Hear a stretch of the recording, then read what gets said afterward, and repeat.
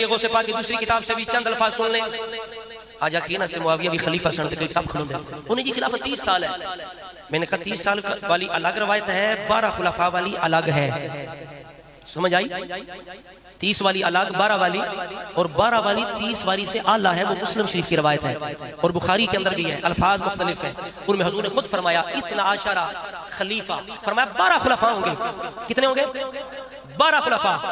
اب یہاں غوث پاک نے بات خلافت و معاویہ، عنوان دیکھو غوث پاک بولو کہ یہ خلافت و معاویہ. یہ غوث پاک الفاظ ہیں، میرے نہیں ہیں، یہ آپ کی کتاب ہے غوث پاک کی. خلافت و معاویہ، اما خلافت و معاویہ ابن ابی سفیان رضی اللہ عنہ ثابتۃ صحیحۃ.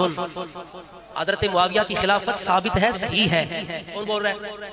اور یار نہیں اڑا اپنا آزما بڑا کرو یار، آزما ترکڑا کرو، کمزور ہوندے ہو بے کی ہو گئے.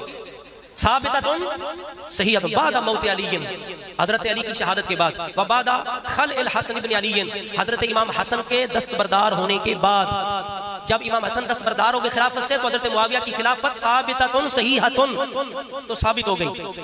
آگے کہتے ہیں پھر رسول اللہ کا ارشاد بھی ثابت ہو، تحقیق لقول النبی فی الحسن، رسول اللہ کا قول بھی ثابت ہو گیا، ان ابن ھذا سید یصلح اللہ تعالی بہ بین فئتین عظیمتین، کہ میرا رب میرے حسن کی وجہ سے 2 گروہوں میں صلح کروائے گا، میرا رب صلح کروائے گا.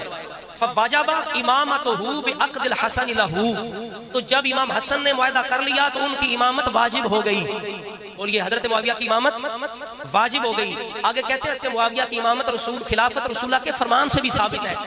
یہ غوث پاک کی بات سنو، کیا کہتے ہیں؟ حضرت معاویہ کی خلافت رسول اللہ کے کہتے ہیں وخلافته مذکورۃ فی قول النبی صلی اللہ علیہ وسلم وما هو ما روی عن النبی انه قال تدور رحل اسلام 35 او 6 او 37 سنۃ. فرماتے ہیں رسول اللہ نے فرمایا اسلام کی چکی مضبوطی سے پھرتی رہے گی.